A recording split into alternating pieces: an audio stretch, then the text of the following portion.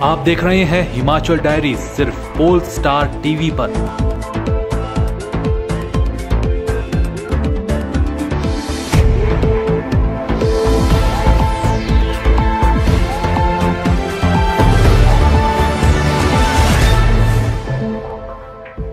Himachal diaries के प्रायोजक हैं RK hospital Hamirpur, service with quality.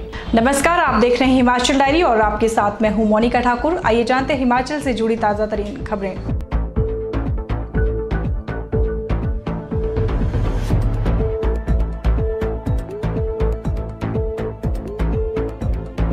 Himachal Pradesh one अराजपत्रित कर्मचारी महासंघ ने फॉरेस्ट गार्ड होशियार सिंह की मौत को लेकर मंडी में धरना प्रदर्शन किया। प्रदेश के सैकड़ों वन कर्मचारियों ने जिला मुख्यालय की सड़कों पर उतरकर रोष व्यक्त किया। कर्मचारी महासंघ ने राज्य सरकार से होशियार सिंह की मौत के मामले की जांच CID या फिर SIT से करवाने की मांग की है।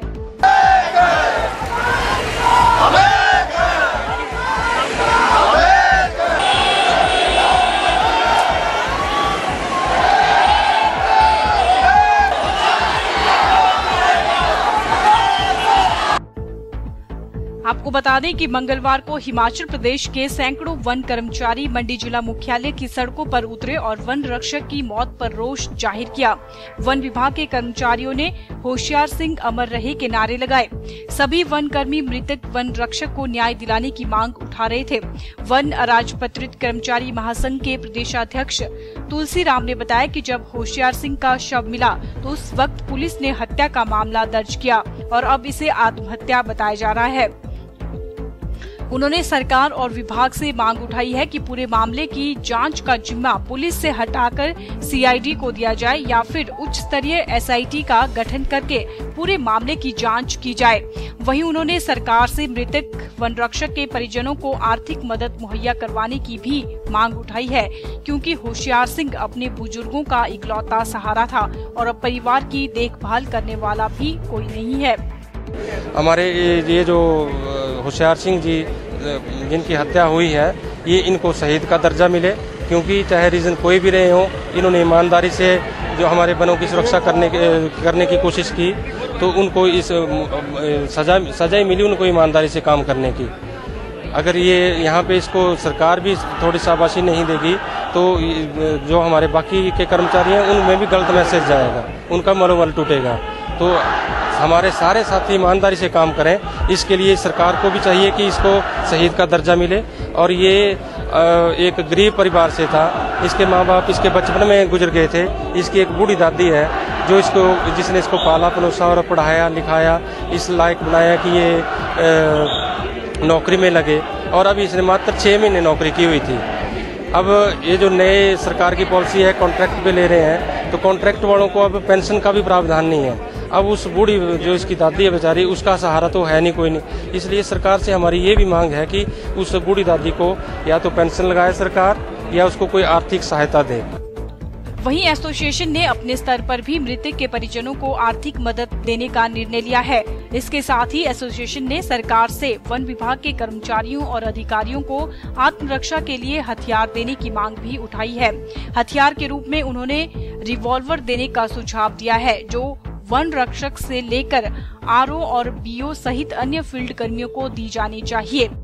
तो ये हमारी जो डिमांड है सरकार से, एक पिस्टल टाइप में हमें वेपन दिया जाए, और साथ में 2 हमारे चौकीदार, जो फॉरेस्ट गार्ड के पास कोई पोस्ट नहीं है, बाकी सारे पटवारी के पास एक चौकीदार की पोस्ट है, सेक्रेटरी के पास चौकीदार की पोस्ट है, बाकी ले लो कोई भी डिपार्टमेंट और है, कोई दफ्तर है, वहाँ पे एक चौकीदार होता है। फॉरेस्ट गार्ड के पास कोई भी चौकीदार नहीं है, तो फॉरेस्ट गार्ड के पास 2 चौकीदारों की सख्त जरूरत है, ताकि एक तो उसके साथ जब वो गश्त पे जाएगा तो एक चौकीदार उसके साथ गश्त पे जाए, और एक चौकीदार, एक क्या 2 अगर होंगे 3 बंदे। कई बार हमें रात को भी जंगल में जाना पड़ता है। हमारा वैसे एक फॉरेस्ट गार्ड 24 घंटे ड्यूटी कर रहा है।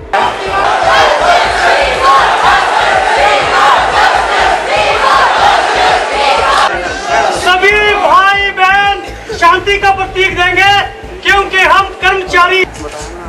मंडी में रोष प्रदर्शन के बाद उन्होंने जिला प्रशासन के माध्यम से अपना एक मांग पत्र प्रदेश सरकार को भी भेजा है। Bureau report, pole star TV, मंडी।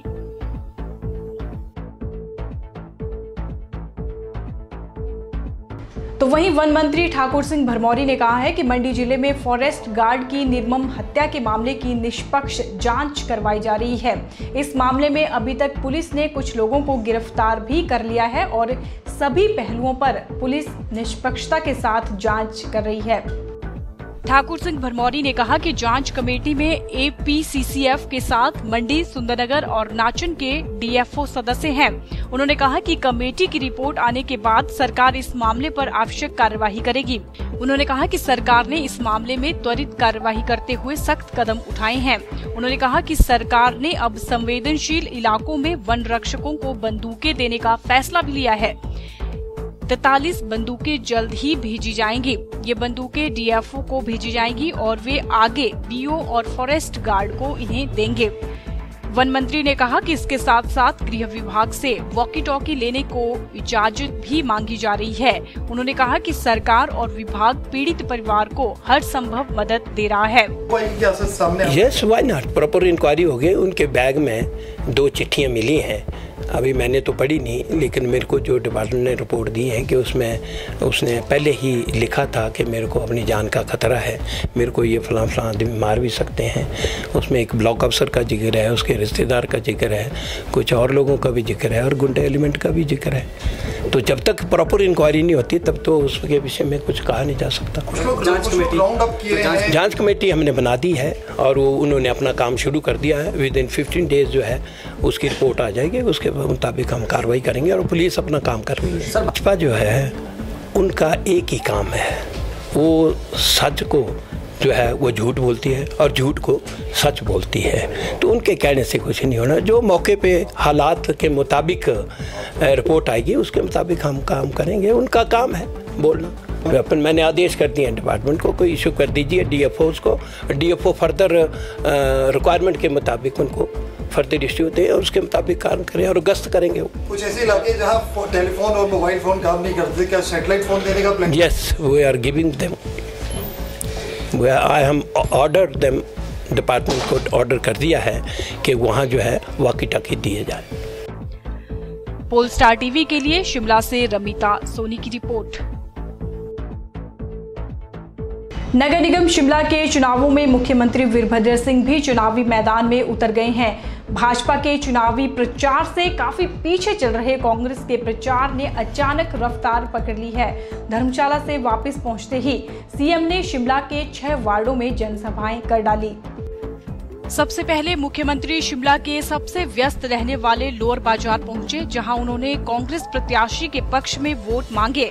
तत्पश्चात कनलोग, अनाडेल, संजौली, खलीनी में कांग्रेस समर्थित उम्मीदवारों के पक्ष में जनसभाएं कर प्रचार किया। प्रचार के दौरान मुख्यमंत्री वीरभद्र सिंह अपने रंग में रंगे दिखे। पत्रकारों के सवालों पर उन्होंने कहा कि शिमला नगर निगम में कांग्रेस ही काबिज होगी। शिमला की जनता चाहती है कि कांग्रेस बातें कम करती है और काम करने में ज्यादा विश्वास रखती है। कांग्रेस के बागियों पर मुख्यमंत्री ने कहा कि पहले निगम चुनाव में खड़े बागियों को मनाने की कोशिश की जाएगी। बावजूद इसके कोई बागी नहीं बैठा तो उसे चुनाव में हराया जाएगा। हम जीतेंगे, भारी बहुमत से जीतेंगे, कि इसमें किसी को किसी भी प्रकार की शंका नहीं होनी चाहिए। हम बोलते कम हैं, काम ज़्यादा करते हैं। कुछ लोग हैं जो चिताते बहुत है, बोलते बहुत है, मगर रिजल्ट जो है वो सामने आ जाएगा। बहुत अच्छी नज़र से देख रहे हैं। हमने पूरा निशाना साध रखा है और हमें यकीन है कि हम यहाँ की प्रबुद्ध जनता और पत्रकारों की सहायता से हम इस चुनाव को जीतेंगे। कई वार्डों में बागी भी है, तो कांग्रेस से किस तरह देखते हैं आप? उनको मनाएंगे या? देखिए, पहली कोशिश तो मनाने की होनी चाहिए। अगर वो उसका भी एक समय होता है, एक समय तक ही मनाया जा सकता है। और उसके बाद अगर जो बागी हैं वो हटेंगे नहीं, उनके खिलाफ उनके खिलाफ लड़ाई लड़ जाएंगे। हम उनको वोट में से हटाना चाहेंगे और अनुशासनिक कार्रवाई तो बात की चीज़ है। पोलस्टार टीवी के लिए शिमला से रमिता सोनी की रिपोर्ट।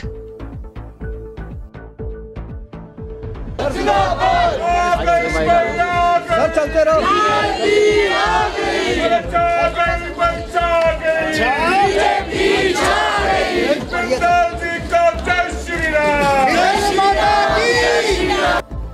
शिमला नगर निगम का चुनाव रोमांचक मोड़ पर पहुंच गया है। चुनाव से पहले भाजपा, कांग्रेस व माकपा के बीच जुबानी जंग तेज हो गई है। भाजपा प्रवक्ता राजीव बिंदल ने शिमला में कहा कि नगर निगम शिमला में अब बदलाव जरूरी है।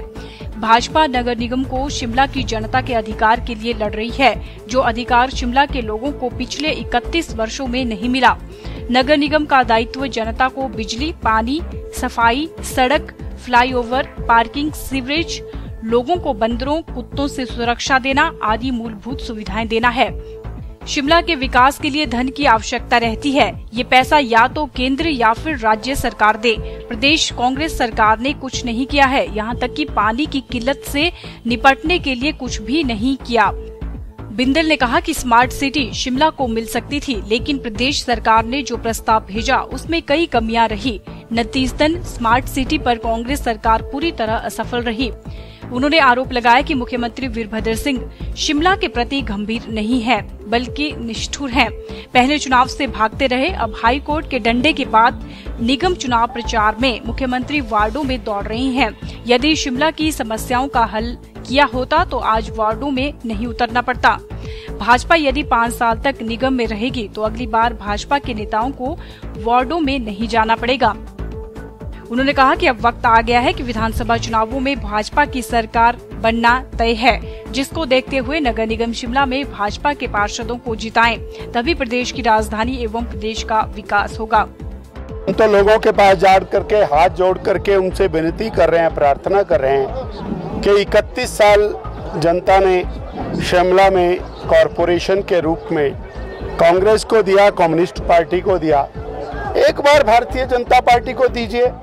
हम 5 साल के अंदर वो बेहतरीन काम करने का वचन देते हैं जो 31 साल में नहीं हो सके। समस्याएं हैं, हर घर में पीने के पानी की समस्या है, हर घर में, और कहीं स्ट्रीट लाइट की, कहीं सीवरेज की, कहीं गंदगी के ढेर लगे। ये सारी समस्याओं के समाधान के लिए एक ऐसी कॉरपोरेशन चाहिए जो पहले वाली कॉरपोरेशन से हट करके हो, भ्रष्टाचार से हट करके हो, सुशासन की तरफ कदम बढ़ाए। और ये हमारे को विश्वास है कि भारतीय जनता पार्टी की कॉरपोरेशन जिस दिन बनेगी उस दिन शिमला की कायाकल्प होगी। हम इसी के लिए चलें। पोलस्टार टीवी के लिए शिमला से रमिता सोनी की रिपोर्ट। हिमाचल डायरी में अभी रुकते हैं एक छोटे से ब्रेक के लिए। आप बने रहिए पोलस्टार टीवी के साथ।